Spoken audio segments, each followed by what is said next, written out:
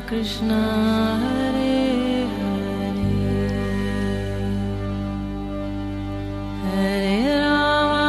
हरे राम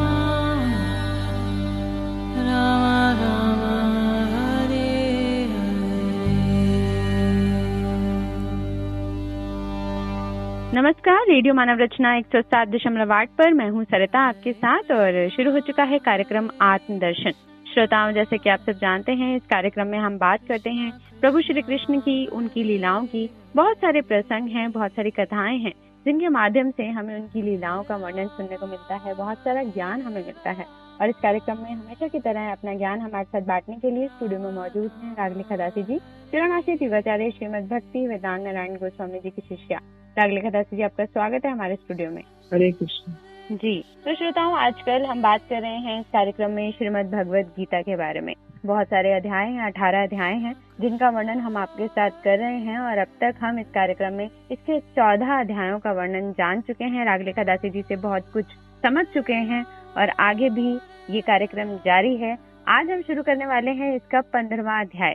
ये भी ज्ञान योग पर ही आधारित है। जैसे कि आपको पता है कि सबसे पहले हमने इसके 18 अध्याय में 6 करके 3 तरीके से इसमें बांटा गया है। सबसे पहले कर्म योग, भक्ति योग और अब ज्ञान योग की बात हो रही है।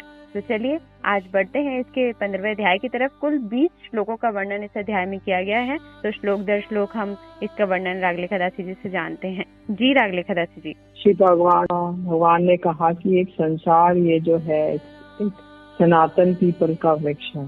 उसकी जड़ें ऊपर की ओर हैं और शाखाएं नीचे की ओर हैं। जैसे उल्टा पेड़ है तो उल्टा पेड़ में जड़ ऊपर की ओर हो जाएगी और नीचे शाखाएं आ जाएंगी और पत्ता वत्ता आ जाएगा। पर उनको प्रतिपादन करने वाले वेद वाक्य उसके पत्ते हैं और जो इसे जानते हैं वे वेदों के ज्ञाता हैं।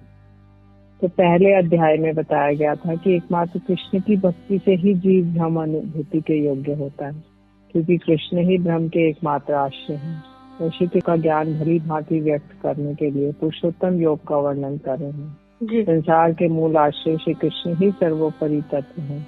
उनके विभिन्न अंश जीव उन्हें नहीं मानकर उनकी सेवा त्याग कर अनादिकाल से जन्म मरण रूप संसार के प्रवाह में पड़े हैं। ये विभिन्न योनियों में भ्रमण करते हुए त्रितापों के द्वारा संतप्त हो रहे हैं। वे पुनः पुनः कर्म फलों में आसक्त होकर भी किसी प्रकार से संसार चक्र से नहीं निकल पा रहे हैं। इस संसार में रहकर वो 3 ताप उन्हें सताते रहते हैं और वो कर्म और कर्म फल इसी चक्र में पड़े हुए हैं और उससे निकल नहीं पा रहे हैं। भगवान श्री कृष्ण की अद्भुत कृपावश ऐसे असहाय जीवों को कर्म चक्र से निकालने के लिए, संसार के प्रति वैराग्य उदित कराने के लिए इस अध्याय में संसार तत्व के विषय में बड़े ही रोचक ढंग से उपदेश दे रहे हैं। इस संसार की तुलना एक पीपल के वृक्ष के साथ करते हुए इस विषय को सरल रूप में समझा रहे हैं। पीपल का वृक्ष असंख्य शाखा उपशाखा, पत्र, फूल, फल के रूप में विराट महावृक्ष के रूप में बहुत विस्तृत होता है। उसी प्रकार ये संसार भी चारों वेद रूपी नाना प्रकार की शाखाओं में नाना प्रकार के शन भंगुर मधुर काम्यक्रम प्रतिपादक श्रुति वाक्य रूप पत्तों के द्वारा विस्तृत हुआ है। ये संसार विस्तृत होकर कर्म फल में बंधे हुए जीवों के निकट धर्म अर्थ काम मोक्ष रूपी फल प्रदान करने वाला है। तो ये जो संसार है इसमें कर्म का जो फल है वो दे रहे धर्म अर्थ काम मोक्ष, ये फल प्रदान होते हैं। ये पहले इतना मधुर लगता है कि बच्ची ये नहीं जान पाते कि परिणाम में कितना विस्मय है और उसकी ओर आकृष्ट हो जाते हैं। किंतु भक्त लोग इस फल की विषाक्तता की उपलब्धि करके भक्त लोग जानते हैं कि ये विष है, तो वैराग्य रूपी अस्त्र के द्वारा इसको काटने योग्य इस वृक्ष को इसका वर्णन करते हैं। शीघ्र ही नष्ट होने वाला होने से ये आगामी कल भी नहीं रहेगा, इसलिए इसे अश्वत्थ वश कहा जाता है। जो लोग इस संसार को ऐसा जानते हैं वे ही वेदों के ज्ञाता हैं। भगवान के श्लोक में मायावादियों की इस मान्यता का स्पष्ट रूप से खंडन किया गया है कि संसार मिथ्या या स्वप्न है। समस्त शास्त्रों और भगवान के वचनों से ये प्रतिपादित करते हैं कि संसार प्रवाह सत्य और नित्य है, किंतु परिवर्तनशील या नश्वर है। श्लोक नंबर 2 में बता रहे हैं कि उस संसार वृक्ष की 3 गुणों के द्वारा वर्धित और विषय रूप पल्लवों से युक्त शाखाएं मनुष्य, पशु आदि निम्न योनियों में, देवताओं आदि उच्च योनियों में फैली हुई है। कर्म के अनुसार बांधने वाले भोग वासना रूप जड़ें नीचे की ओर सर्वदा विकसित हो रही है। टीका में बता रहा है कि इस वृक्ष की अनेक शाखाएं तो तमोगुण का आश्रय लेके नीचे की ओर फैली हैं। तो नीचे शाखाएं फैली हुई हैं, पत्ते, टहनियां आदि फैली हुई हैं।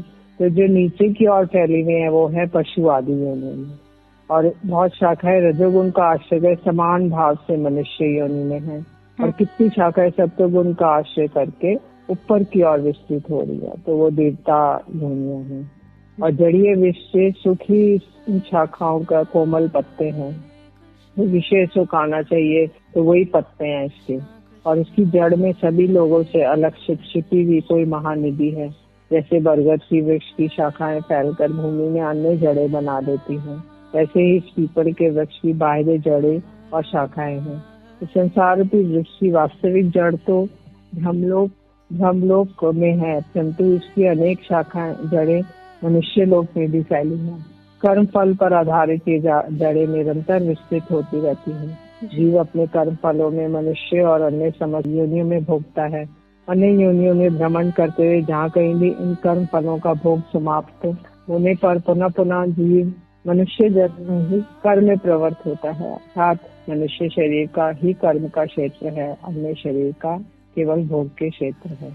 तीसरा और चौथा श्लोक एक साथ ले रहे हैं। इस जगत में संसार वृक्ष का एक ऐसा रूप दिखलाई नहीं देता है जो इसका आदि और अंत नहीं देखा जाता है, तभी इसकी स्थिति भी समझ में नहीं आती है। अति दृढ़ता से जमी हुई जड़ों वाले संसार वृक्ष का तीव्र वैराग्य रूपी कुल्हाड़ी से काटने के पश्चात संसार के मूल उन भगवत चरण कमलों का अन्वेषण करना, खोज करना जरूरी है, जिस पद पर प्राप्त करने पर पुनः संसार में लौटकर नहीं आना होता है। जिनसे ये अनादि संसार प्रवाह विस्तृत हुआ है, उन आदि पुरुष के शरणागत होना चाहिए। साधारण मनुष्य संसार रूपी वृक्ष का तत्व नहीं जान सकते और इसके आदि अंत और आश्रय का निर्णय करने में असमर्थ है। महत्त्व अहंकार आदि के क्रम अनुसार संसार सृष्टि की बात से अवगत होने पर भी वे ये नहीं जान पाते कि प्रकृति के मूल आश्रय परमेश्वर ही उन सब के आश्रय है। भगवत विमुक्ता के कारण जीव माया से मोहित होकर त्रिगुणमय संसार में गिरा हुआ है। त्रिगुणों के द्वारा चलाए जाने पर क्रम अनुसार संसार में ऊपर नीचे योनियों में भ्रमण करता हुआ जीवन अत्यंत थक जाता है। तब उसे संसार रूपी वृक्ष का अंत नहीं देखकर वह संसार रूपी वृक्ष को काटने की आवश्यकता अनुभव करने लगता है। सत्संग के द्वारा प्राप्त भक्ति अनुशीलन के बल से ही संसार के प्रति तीव्र वैराग्य से संसार की आसक्ति को काटना संभव है। वैराग्य रूपी कुल्हाड़ी से उसे काटकर अलग कर देने के बाद उसके मूल स्वरूप उस वस्तु अर्थात महानिधि रूप ब्रह्म का अन्वेषण करना चाहिए। ऐसा समझकर भाग्यवान जीव परम तत्व श्रीहरि के चरणों में शरणागत होकर भगवान का भजन करने लगता है। श्रीहरि के भजन के फल से संसार से निवृत्त होकर जीव भगवत धाम में भगवान की नित्य सेवा को प्राप्त करता है। 5वां श्लोक कह रहा है कि वैराग्य रूपी कुल्हाड़ी से संसार वृक्ष को काटकर शाश्वत पद प्राप्त करने के लिए जिन गुणों की आवश्यकता है उनका वर्णन कर रहे हैं। गर्व और मोह शून्य, आसक्ति रूप दोषों से रहित, नित्य परमात्मा अनुशीलन में तत्पर, भोगों की अभिलाषा से रहित, सुख दुख नामक द्वंद से रहित मुक्त पुरुष कण उसे उस अव्यय पद को प्राप्त करते हैं। टीका में बता रहे हैं कि यहाँ पदम अव्ययम का तात्पर्य है शाश्वत पद से है। भगवान के चरण कमलों की प्रेममय सेवा ही वह शाश्वत पद है। भगवान के धाम में भगवान के चरण कमलों की रसमयी सेवा प्राप्त करने के लिए सर्वप्रथम भगवान के चरण कमलों में शरणागत होना आवश्यक है, किंतु भगवान की शरण ग्रहण करना भी सरल सहज नहीं है। जीव जब तक स्थूल और सूक्ष्म के मिथ्याभिमान से प्रमत्त रहता है तब तक अपने को प्रकृति का स्वामी मानता है। ऐसी स्थिति में वह भगवान अथवा भगवान के भक्तों की अवज्ञा करने लगता है, उनके उपदेशों को स्वीकार नहीं करता, किंतु संसारिक ठोकर खाने पर भक्त या भगवान की कृपा से वह अनुभव करने लगता है कि प्रकृति के स्वामी परमेश्वर है। मैं कुछ भी नहीं कर सकता, मैं सर्वथा असहाय हूँ। जीवन मरण हानि लाभ यश अपयश सब कुछ परमेश्वर के हाथों में है। मैं तो उनके हाथों की कठपुतली मात्र हूँ। तथा इस सत्य को हृदय में धारण कर वह भगवान के चरणों में शरणागत होता है। उस समय उसके भक्ति अनुशीलन का मार्ग प्रशस्त हो जाता है। भगवान से विमुख आज का मानव ये समझता है कि ये भूमि राज्य पृथ्वी इसकी है, मानव समाज ही इसका प्रभु है, किंतु ये संपूर्ण ध्यान धारणा है। ये ध्यान धारणा ही बंधन और सारे दुखों की जड़ है। शरणागति ही परमार्थ भक्ति राज्य की द्वार से देता है। जी, बहुत ही सुंदर इन श्लोकों का वर्णन रागलेखा दासी जी कर रही हैं कि किस तरह से वैराग्य भी बहुत जरूरी है ज्ञान की प्राप्ति के लिए। हमें इस संसार से मोह को जो है वो त्यागना होगा। आसान नहीं होता, लेकिन कोशिश कर सकते हैं, और ये कोशिश होती है पहले भक्ति से। पहले हमें भक्ति मार्ग पर चलना होगा, तभी हमें ज्ञान की प्राप्ति होगी। तो चलिए आगे भी इस कार्यक्रम को जारी रखेंगे, लेकिन अभी सुनते हैं एक प्यारा सा भजन, फिर लौट कर आते हैं। आप जुड़े रहिए रेडियो मानव रचना 107.8 के साथ कार्यक्रम आत्मदर्शन में। Feel good, feel live.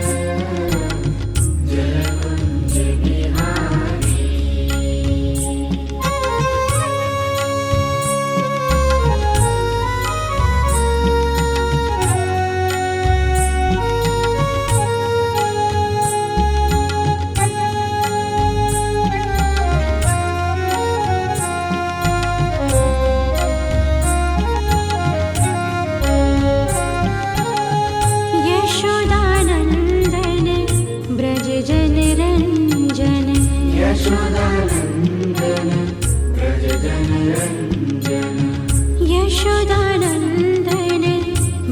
जनरञ्जन यशोदानन्दन व्रज जनरञ्जन यमुनातीरवनचारी यमुनातीरवनचारी यमुनातीरवनचारी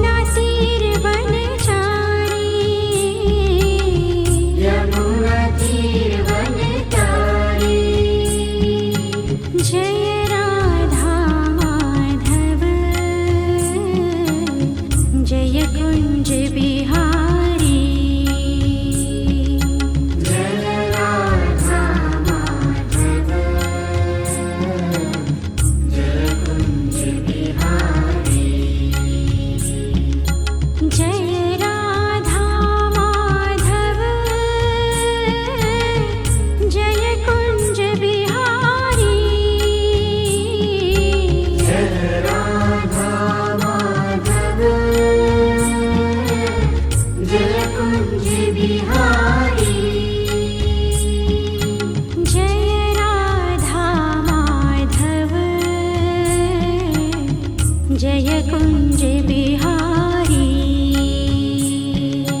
जय राधा माधव जय कुञ्ज बिहारी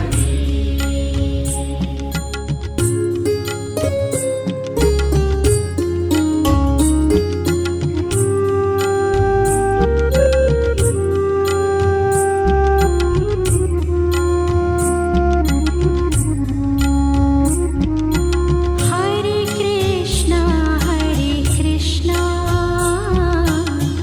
कृष्ण कृष्ण हरे हरे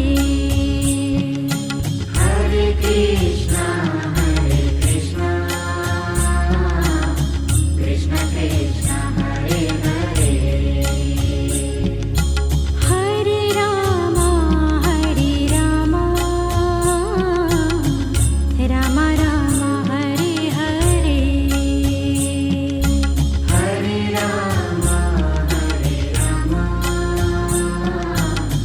राम राम हरे हरे हरे कृष्णा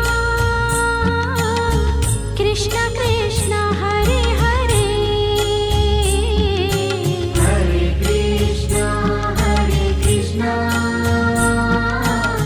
कृष्ण कृष्ण हरे हरे हरे राम राम राम हरे हरे हरे राम राम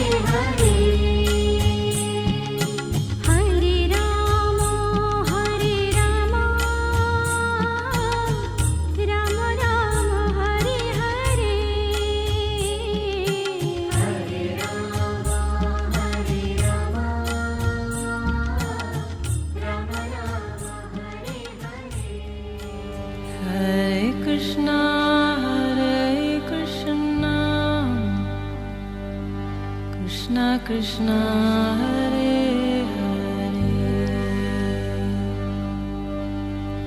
हरे राम राम राम हरे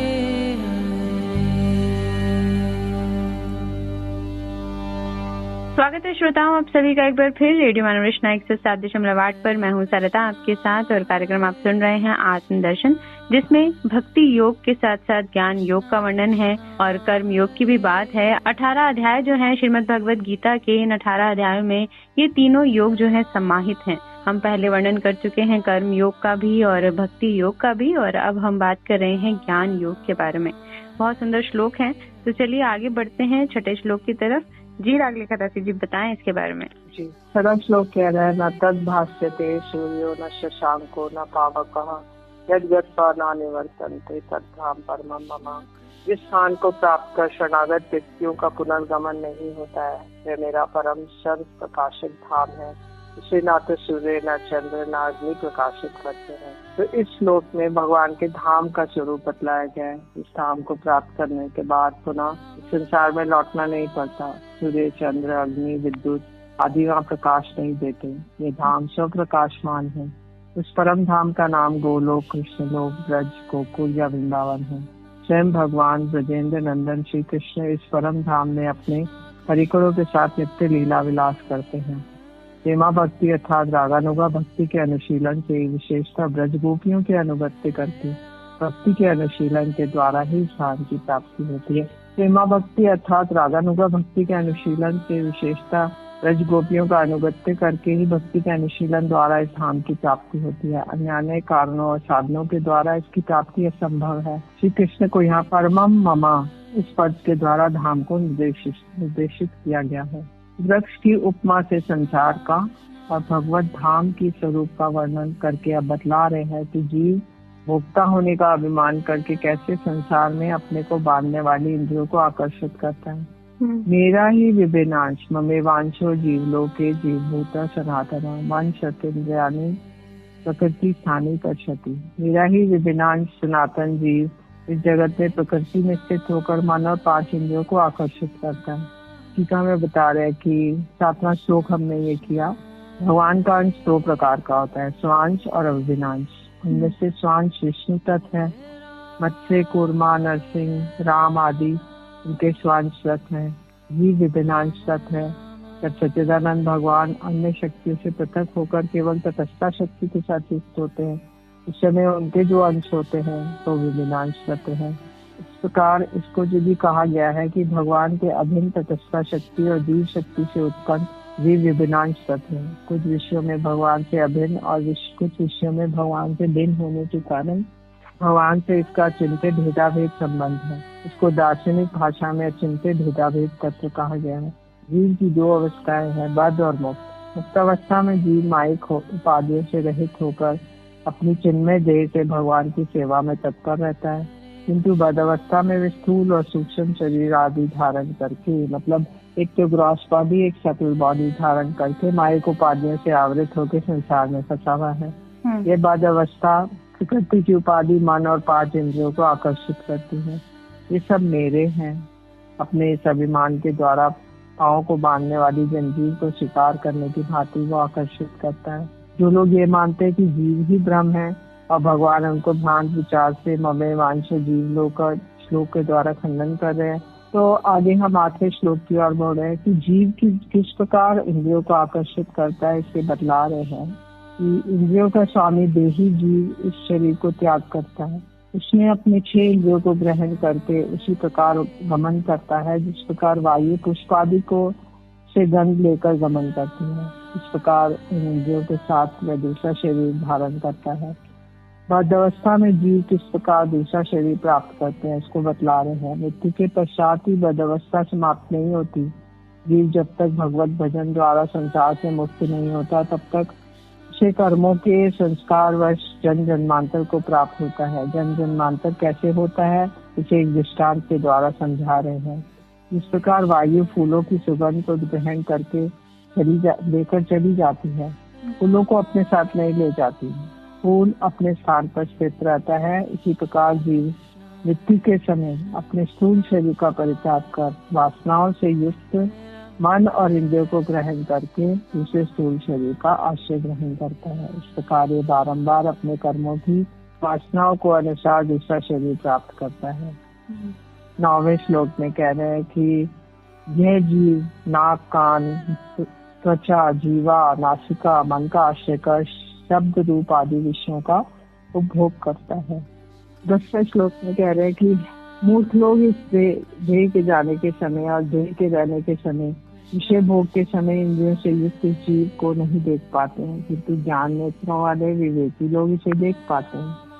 11वें श्लोक में कह रहे हैं कि विवेकी और यत्नशील योगीगण श्रवण कीर्तन रूप भक्ति योग का अनुशीलन कर देह में अवस्थित आत्मा का अनुभव या दर्शन किया करते हैं, किंतु भगवत भक्तिहीन अशुद्ध चित्त वाले व्यक्ति इस दुर्गेय आत्म तत्व को नहीं जान पाते हैं। 12वां श्लोक कह रहा है कि सूर्य, चंद्रमा, अग्नि का तेज समस्त जगत को प्रकाशित करता है, क्योंकि 3 तरह से ही प्रकाश होता है, सूर्य से, चंद्रमा से। सूर्य से दिन में होता है, चंद्रमा से रात में होता है और अग्नि आदि से प्रकाश होता है। उस तेज को मेरा ही जानो। भक्तिहीन अज्ञानी व्यक्ति देहात्म बुद्धि के कारण ये नहीं समझ पाते कि संपूर्ण जगत की सारी वस्तुएं भावों, पदार्थों, क्रियाओं के द्वारा, गुणों, इन सब की सत्ता के और अभिव्यक्तियों के मूल कारण परमेश्वर है। यह पृथ्वी, जल, अग्नि, वायु, आकाश, चंद्र, सूर्य, विद्युत आदि को सारी सत्ताओं का मूल कारण समझते हैं। श्री कृष्ण स्पष्ट रूप में बतला रहे हैं, सूर्य, चंद्रमा, अग्नि और विद्युत मुझसे ही उत्पन्न होते हैं। भगवान ही जीवों को भोग और मोक्ष देने वाले हैं। वे अपनी आंशिक तेज को सूर्य, चंद्र आदि में प्रवेश कराकर उनके द्वारा जीवों के दृष्ट अदृष्ट भोग साधनों को उत्पन्न करते हैं। भगवान के द्वारा बताए गए सुभूति योग का अनुशीलन कर, जीव भक्ति योग का अनुशीलन कर सहज में ये सब सत्य समझ सकते हैं, किंतु मायामुख जीव इस सत्य की उपलब्धि नहीं कर पाता। ये प्राकृत स्थूल अहंकार के वश होकर जल, वायु, सूर्य आदि को सब पर अपना प्रभुत्व जमा कर उन्हें अपने भौतिक सुखों में प्रयोग कर व्यर्थ चेष्टा करते हैं। इन व्यर्थ के प्रयासों को छोड़कर भगवत शरणागति के अनुशीलन करना ही उनके लिए उचित है। इस सरल सहज उपाय से ही वे शाश्वत शांति और सुख को प्राप्त कर सकते हैं, अन्यथा नहीं। जी, तो श्रोताओं, आज इस कार्यक्रम में 15वें अध्याय में बहुत कुछ जाना हमने। अभी आगे और भी श्लोकों का वर्णन है जो हम अगले एपिसोड में जानेंगे। आज 1 से लेकर 12 तक श्लोकों का वर्णन जाना, और कहीं ना कहीं जो संक्षेप में हम कह सकते हैं वो यही कह सकते हैं कि भक्ति को अपनाना जरूरी है। मोह माया के चक्कर में हम उस प्रभु को समझ नहीं पाते, उसकी शक्ति को समझ नहीं पाते, जिससे पूरा संसार है जो क्रियान्वित है, उसी की शक्ति से ये चलता है। सूर्य, चंद्रमा, धरती हम सब जानते हैं, लेकिन जानते हुए भी हम उसको समझते नहीं हैं, अपनाते नहीं हैं। प्रभु भक्ति को हम कहीं ना कहीं अपने सांसारिक भोगों, प्रभु की भक्ति को हम छोड़ देते हैं, इन सांसारिक भोगों में रह जाते हैं। तो यही हमें समझना है। इस कार्यक्रम का उद्देश्य भी यही है कि हम आप तक उस भक्ति को पहुंचा सकें कि आप इस संसार में रहकर भी प्रभु की भक्ति कर सकते हैं। अपना जीवन अच्छे से जीते हुए प्रभु को आप याद करिए, स्मरण करिए उसका, तो आपका जीवन वाकई में ही सफल हो जाएगा। तो आगे और भी श्लोकों का वर्णन जानेंगे, लेकिन अपने अगले एपिसोड में, क्योंकि अभी वक्त हुआ है आपसे इजाजत लेने का। रागलिका दासी जी, आपका बहुत बहुत शुक्रिया हमारे स्टूडियो में आने के लिए। हरे कृष्ण। तो श्रोताओं, आज के लिए हमें दीजिए इजाजत, और आप सुनते रहिए रेडियो मानव रचना 107.8 पर आने वाले अन्य कार्यक्रमों को भी। Feel good, feel live.